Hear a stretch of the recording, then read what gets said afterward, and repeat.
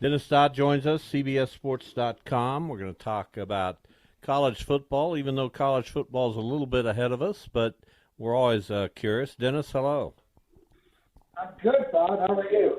We're happy to have you. Thanks for doing this. So I'll start off asking you the question you've probably not been asked.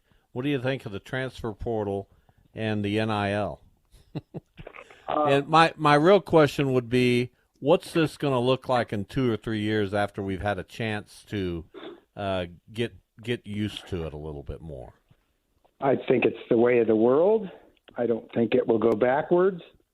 I'm glad you used the time frame 2 to 3 years, because I've said for a long time, in two to 3 years, we won't even be talking about NIL.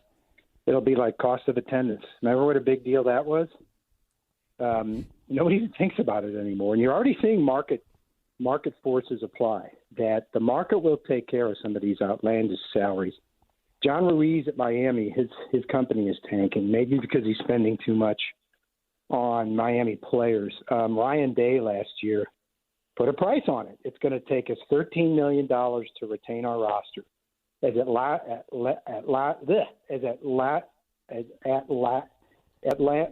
mind. As weird as that sounds, I just got done running. I thought you guys were calling in 5 minutes. As weird as that sounds, it put a price on it. He also said top quarterbacks are going for $2 million. What did Bryce Young earn at Alabama? It looks like $3.2 million. So I think everything else is details at this point. I don't think the NCAA is going to get any help from Congress.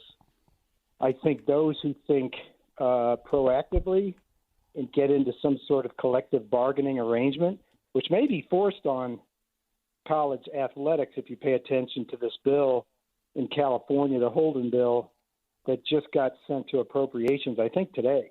So the next level to becoming law in the state of California. I think that the quicker we accept it, the quicker we move on. Is there anyone, because it's much more difficult for me to follow the transfer portal in football than it is in basketball, and it's still really hard in basketball, but is there anyone outside of the usual suspects of Alabama, Georgia, Clemson, Ohio State, those type of programs that is in position, maybe more so than other schools in that second tier, to take more advantage of NIL and the transfer portal, or will it always just be the schools with the biggest resources? Well, you have to think backwards on this. The schools with the biggest resources, because there is a governor or a boundary on all this. It's the same one that was there before. You can only take 25 of them. Now, there's a 1-year kind of COVID catch-up in, I think, in football, maybe in other sports, that you can take as many as you want as long as you don't surpass the 85 annual limit. But be that as it may, there are guardrails there. Nick Saban's not going to take the 10 best quarterbacks. So he's going to get the best players. They're going to have an advantage that Akron doesn't have, and none of that has changed. Will there be battles over the top players? Absolutely. Will there be messes along the way? I.e. Jaden Rashada at Florida, now at Arizona State, a $13 million quarterback? Absolutely. But it is here to stay and is here to begin with. Don't forget the transfer portal started in October of 18, and the one-time transfer allowance started in August of 21 because of legal concerns. The NCAA was afraid of getting its pantsuit off, and it's not going backwards on this. So in those two situations, that is the way of the world. Dennis Stott, our guest from CBSSports.com. So I'm asking you your opinion on this. I don't know that we've got enough data to be able to know, but do you think NIL will eventually level the playing field in college athletics, at least to some degree? We just saw a Final Four that had, some lower seeds in it. Is that potentially the case in college football, or is college football too entrenched in the power conferences that it probably won't have that effect in that sport? Yeah, I don't think it will. I think it will be the advantage will go to those who coach better, that retain rosters better, and the biggest thing is roster management. You can bitch all you want about it. Nick Saban, a few years ago, before this all became a thing, said, am I going to change the way I coach? And I said in the back of my mind, maybe you do. because these players have more freedom. I think those who accept it and learn from it and use it will be the most successful. I also think there's a very big possibility that what we saw in both the men's and women's tournaments this year may have been a one-off. I'm not saying it's going to continue, but I'm not saying it's not. I mean, I think the traditional powers will rise. There was a situation this year, I think because of COVID and the one-time transfer rule, that the teams in general, teams like FAU that had the most experience, most seniors, were able to do the best. And it was an extreme because FAU had done nothing in basketball before that. But I think it'll right itself. I don't think this, A equals B. I just think this may have just been a one-off season. What about coaches? Because it would seem like, and you can correct me if I'm wrong, that their role is somewhat diminished when recruiting is based on NIL and stuff like that. And also, do you think athletic departments will one day just say, why are we paying coaches this much money when the money is best spent on getting players instead? Yeah, I mean, your second point is, I think, the most cogent one. Yeah, I mean, look, coaches, is their power diminished? Yeah, I guess in some ways. And you see every now and then coaches bitching about it. But look, give up the job. I'll take those millions. Look, there's countless people waiting in the wings that are very, very talented and younger and more progressive that'll take that job. So I don't listen to any complaints about this because I said it's the way it's going to be right now. But yes, is there going to be an allocation of resources that causes these coaches' salaries to come more into line? I think that's more likely if you believe that revenue sharing is coming in some form, and I do, than if you're carving off a chunk of money, wherever that comes from, media rights or whatever, for the players. You're going to have to spend less elsewhere because the college model is not a true business model. Colleges, college athletics spend every dime they make. If you look at some of these balance sheets, let's just take Texas. Texas, $220 million a year. Their balance sheet will say revenues $220, expenses $217. So that's pin money. That's walking around money for them, $3 million. They just throw it back in the hopper. So they have to adhere to a very strict bottom line. Now, coaches' salaries, yeah, that's part of it. That comes from the demand, supply and demand. I wrote about it a little bit yesterday. There's a reason why these coaches are getting paid so much. But if what we're talking about happens, that's going to cut into that. And I don't think anybody minds that. Again, if people in the profession are upset about that, taking $6 million instead of 10, I can name you 10 people right now that would take 2 and maybe do a better job. Dennis Dodd, our guest from CBSSports.com, lead college football writer. So I want to ask you about the other big topic, and I want your thoughts on just how quickly things have changed in college athletics as a whole.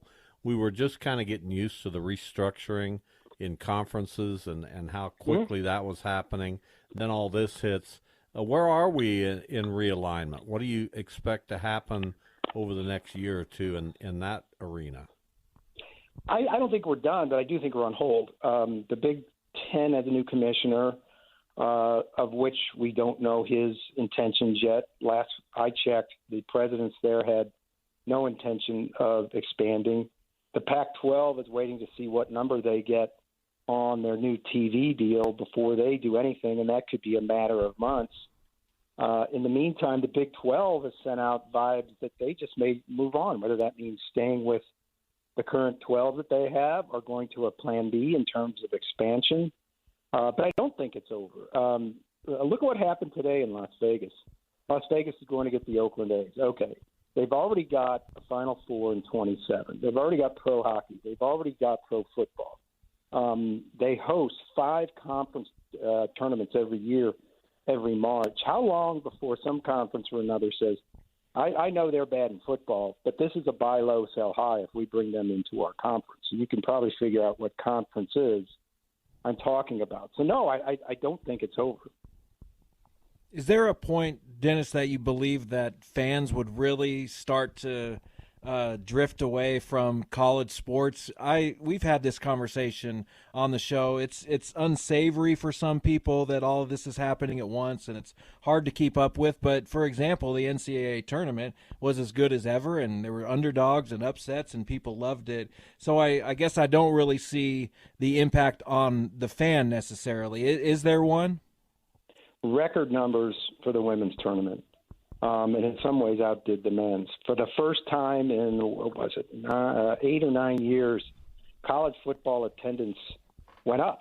It had gone down 7 years in a row in 8 out of the last 9. It actually went up overall. What you're talking about is, and I know criticism to you, is the parroting of the NCAA when they get in court. If you pay players, people just won't come to watch. What I found in real time and in reality since N.I.L started in 21 is on Saturday afternoons, people don't give a damn. They can wring their hands during the week, but as long as they're human beings under the helmet of Ohio State and Michigan, they're going to come watch. They don't care that Bryce Young is making $2 or $3 million. By the way, Aaron, he's really good in those Dr. Pepper commercials. They care if the team wins. And if everybody's playing by the same rules, which they are, we can rail against N.I.L, but the same rules apply. At least from the NCAA, but not state to state. But are gun rules the same state to state? I know. Are marijuana rules the same state to state? We all seem to get along, with that. So, no, I don't think that assertion applies at all. Well, you mentioned as long as human beings are playing, but keep an eye on artificial intelligence. Yeah. Did you see that on 60 Minutes when they were kicking the soccer ball? It's that was bizarre. Scary, yeah. Yeah, that was scary. I wanted to ask you before we let you go, because you have obviously ties to our area, Chris Kleiman and Lance Leipold. It seems that both Kansas State and Kansas have their football programs in extremely capable hands. Have you bought into both of those guys now? Have they done enough over the short in Lance's case and a little bit longer term in Coach Kleiman's case? Have they done enough to make you a believer that those two programs are set for the future? Absolutely. I'm a total believer in both guys. Not since, and Bill Snyder, seemingly was always at Kansas State. So not since Bill Snyder, Glenn Mason area, Bill Snyder, Mark Mangino era has it been like this. And they are still relatively new at their job. It's certainly Lance Leipold, but I really think the world of him, and Chris too. They are people of Midwest, ethic, values. They know what they have to do. They totally bought into what the Big 12 is. And for Kansas State, in the middle of all this, to win its first outright Big 12 title in 16 years, and then to do what they did in basketball is just rubber stamps everything that Gene Taylor has done. And Lance Leipold to go to a bowl in his second year, and things are only going to get better there, I think is really, really good. Not to mention, the establishment of Bill Self. Think about this. They had their infractions committee meetings. People forgot about that. They're under a major NCAA investigation from the SDNY case, FBI, in 2017. They had their infractions case over the weekend. Since they got their notice of allegations, think about this. Bill Snyder has won a national championship, multiple Big 12 titles, gotten a lifetime contract, and 2 stents put in his heart. That's a pretty good record under those conditions. So, no, I think what we're talking about in a larger context is I don't think there's any more Power 5 anymore going forward, considering what the SEC and Big 10 have done. But what is it? Is it a Power 2? Is it a Power 3? Where the bronze medal, as Arizona President Bobby Robbins called it, is not such a bad thing. I think that's how the Big 12 has positioned itself. Good stuff as always. We appreciate your time. Dennis Dodd, CBS Sports. Thanks, Dennis. All right, guys. Thanks.